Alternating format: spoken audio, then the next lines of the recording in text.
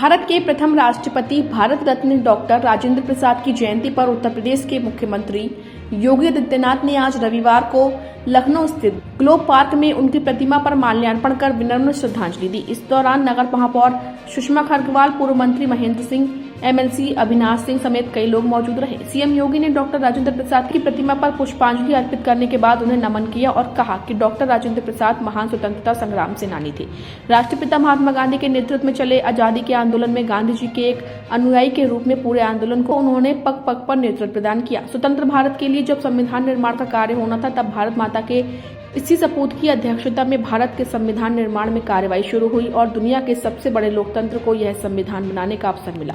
CM योगी ने कहा कि वह देश की आजादी की लड़ाई में अग्रिम योद्धा तो थे ही, स्वतंत्र भारत की व्यवस्था कैसी होनी चाहिए, इसके लिए भी उनके द्वारा जो प्रयास शुरू किए गए थे वह आज भी स्मरणीय है।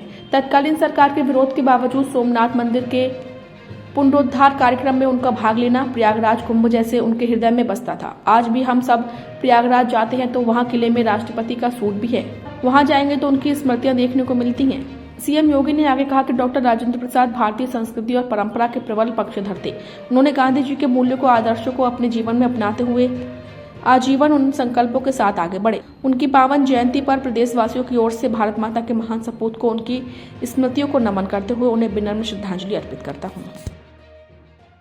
डॉक्टर राजेंद्र प्रसाद जी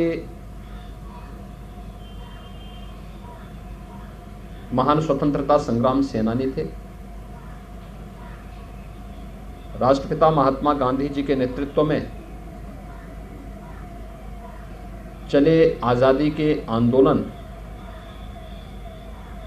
में गांधी जी के एक अनुयायी के रूप में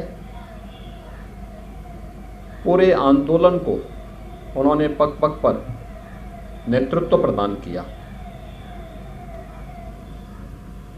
स्वतंत्र भारत के लिए जब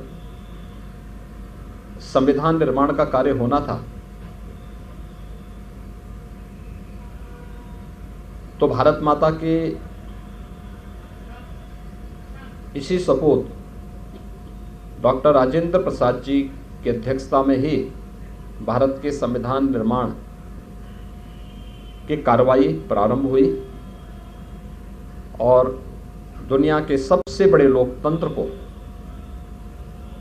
यह अपना संविधान बनाने का अवसर प्राप्त हुआ। वे देश की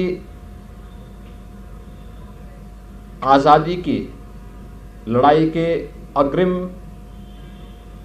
योद्धा तो थे ही, स्वतंत्र भारत की व्यवस्था कैसे होनी चाहिए इसके लिए भी उनके द्वारा जो प्रयास प्रारंभ किए गए थे वे आज भी स्मरणीय है। खासतौर पर तत्कालीन सरकार के विरोध के बावजूद सोमनाथ मंदिर के पुनरुद्धार कार्यक्रम में उनका भाग लेना, प्रयागराज कुंभ जैसे उनके हृदय में बसता था। आज भी हम जब प्रयागराज में जाते हैं तो प्रयागराज में